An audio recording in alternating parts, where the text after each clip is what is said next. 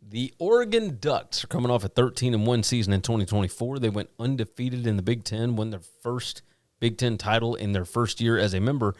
And the head coach, Dan Lanning, enters his fourth season in Eugene. He's got a brilliant record here, 35-6 overall. The Ducks have been nothing short of consistent. They've won 25 games in the last two seasons alone, but this year's roster is different, right? There's as much turnover as any team in the country on this roster. 10 Ducks were drafted last spring. That's the most in program history. Both sides of the ball look like complete rebuilds. And look, the biggest losses are spread kind of across the board, right? On offense, the quarterback, Dillon, he graduated, and he's now playing for the Cleveland Browns. He had a one-year stint that was awesome, but he went UCF, Oklahoma, and then Oregon, and he was a veteran. He knew what he was doing in that offense for sure. The star receivers, Tez Johnson and Trayshawn Holden, they left for the NFL. The running back, Jordan James, was drafted as well. On defense, Oregon loses nearly its entire starting secondary and a chunk of its veteran front. They also had a backup quarterback that had some experience that also left for Cal.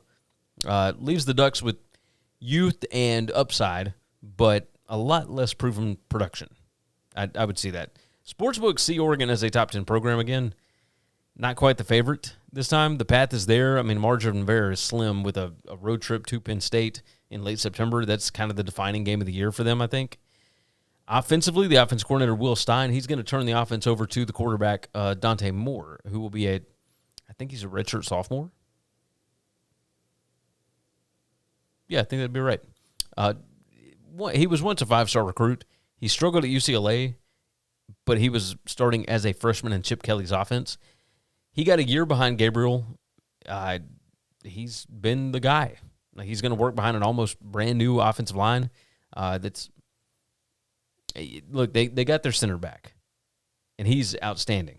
But they did bring in some portal additions, Emmanuel Pregnon, Isaiah World, Alex Harkey as well. They bring immediate talent in. At the skill positions, Tulane transfer Makhi Hughes is going to step in at running back. That's an awesome pickup. And then the freshman phenom, Dakorien Moore, is going to be a go-to target at wide receiver alongside Gary Bryant Jr. and Malik Benson. Defensively, you got new names that are taking the stage, right? The front seven should still be nasty. You got edge rushers like Matayo Uiagalelei, Tatum Tuioti. Hope that's right. Plus veteran linebacker Bruce Butcher in the middle. Then you've got transfers Amari Washington and Bear Alexander comes in. He was at Georgia. He was at USC. Maybe third time's the charm. I mean, this guy, they don't make guys like that, but you got to have him. He's got to be there mentally, right? The rebuilt secondary is going to lean heavily on the Purdue transfer, Dillon Thieneman, and the corner, Jaden Kennedy. The defense won't have the experience of last year's unit, but the ceiling is high because the talent's there, right? Keys to the season are pretty simple here. Dante Moore, he's got to play steady. The run game has got to improve a little bit.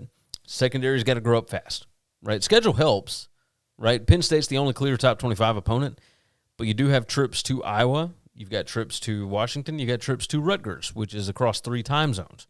If the Ducks can survive that gauntlet, they're going to be in the playoff race again. Absolutely. So that Rutgers game, they've got a game at home against Indiana the week before. Then they travel to Rutgers across 3 time zones. Then they come back home and they face Wisconsin. That's in the middle of a 3-game stretch there. So the win total sits at 10.5. Odds are plus 134 to go over. That's an implied probability of 42.74%. The odds to win the Big Ten are plus 390. That is a little over 20%. And the odds to make the CFP this season are minus 194. So almost 66% implied probability that they will make the playoff. I don't think this Oregon team is nearly as good as last year's team, but the talent and the schedule still seem like this is going to be a double-digit win team.